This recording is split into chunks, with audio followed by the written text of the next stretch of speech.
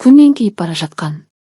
Таудың етегіндегі шағын ауылдың үстін бозғылт тұман басып, самал жел қорақасынан ескенде, қоңырсыған сүт пен шөптің иісі аңқып тұратын. Мен сол ауылда 1979 жылы дүниеге келдім. Отбасымызда төртеу едік: әкем, анам, інім және мен. Әкем жетім өскен, өмірдің таяғын ерте жеген, мінезі тұйық қара торы адам еді. Кеңес үкіметі кезінде совхоздың малын бақты, кейін жер алып, жеке ауыл тұрғызып, мал бағып, өз еңбегімен күн көрді.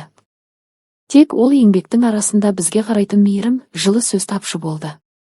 Анам көп сөйлемейтін, көнбіс, үндемей жүріп бәріне көніп, үйдің тірлігін тиянақты істейтін жан.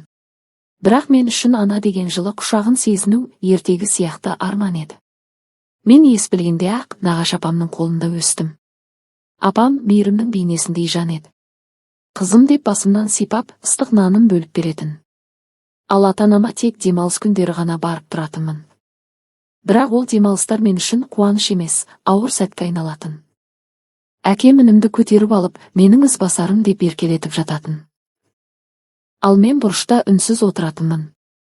Сол сәтте іштей: шіркін-ай, әкем мені осылай жақсы көрсе ғой деп ойлайтынмын.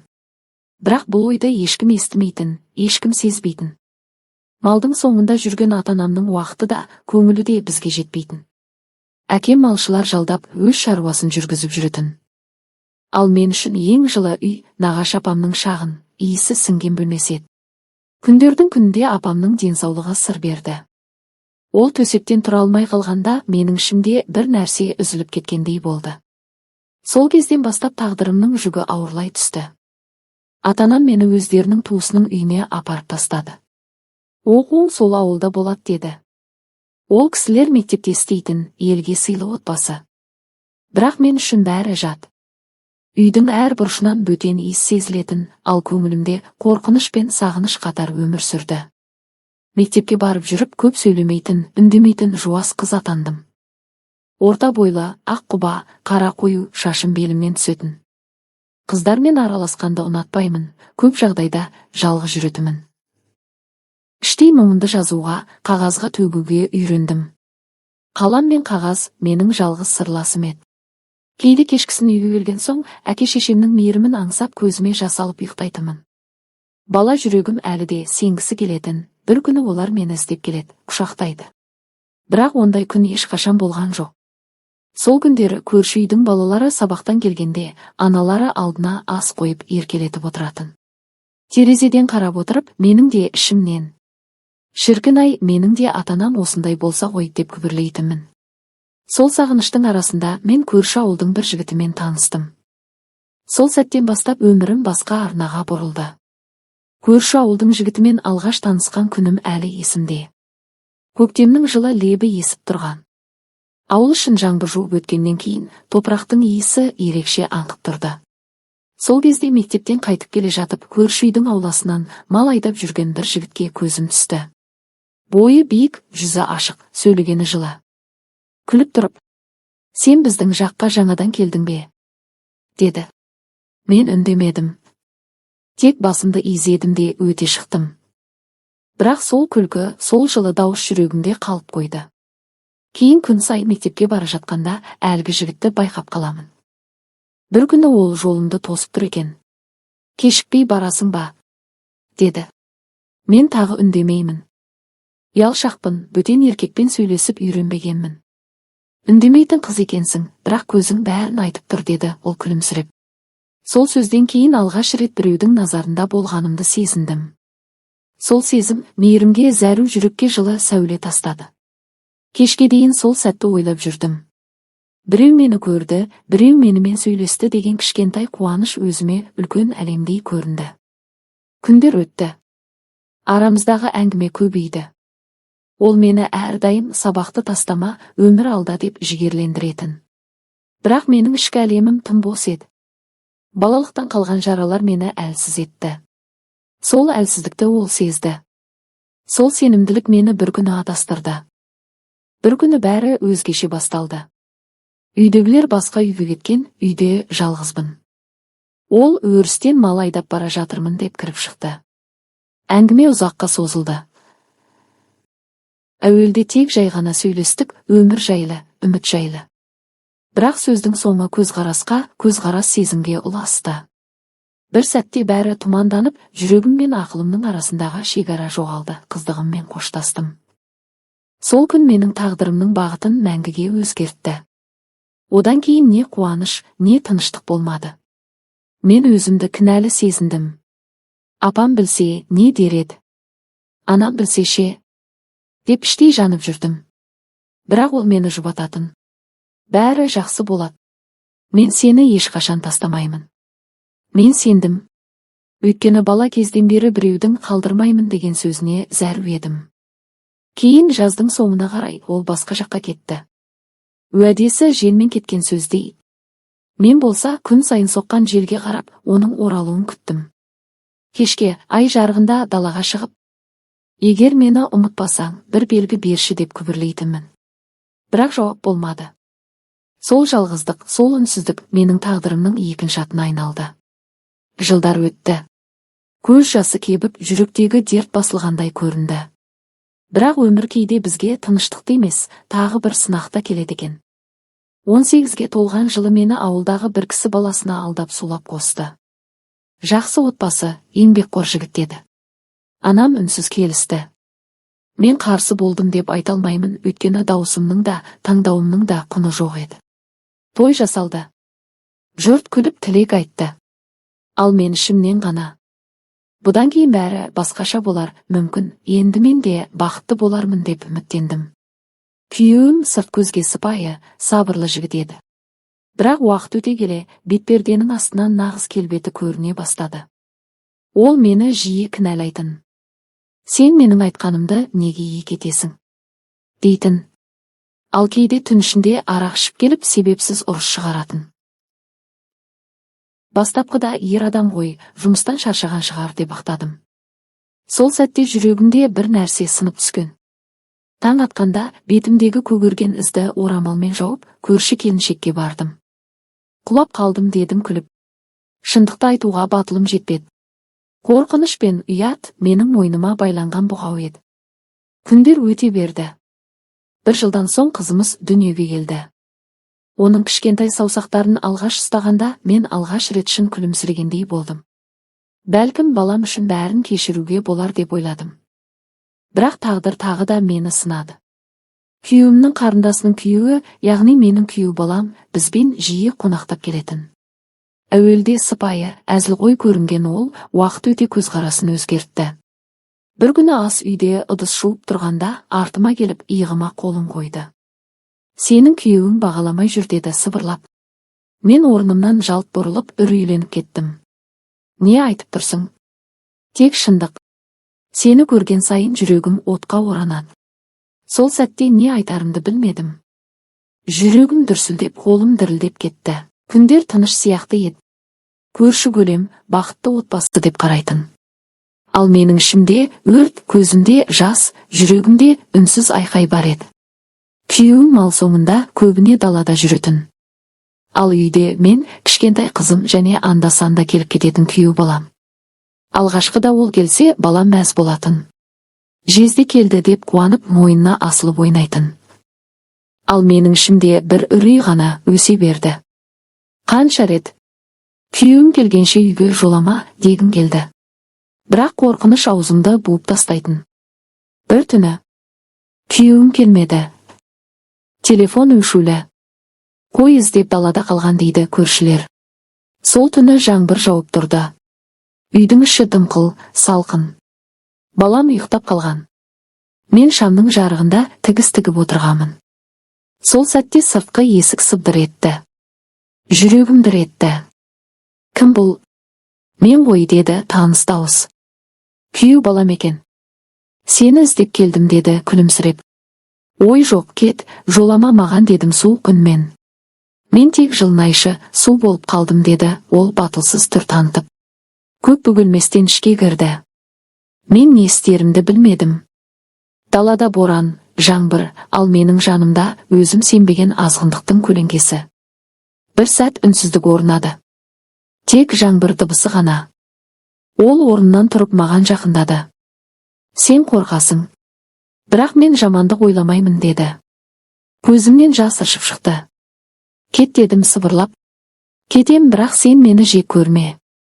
Мен де адаммын, деді ол қолымды ұстауға ұмтылып. Сол сәтте кішкентай қызым бөлмеден шығып қалды.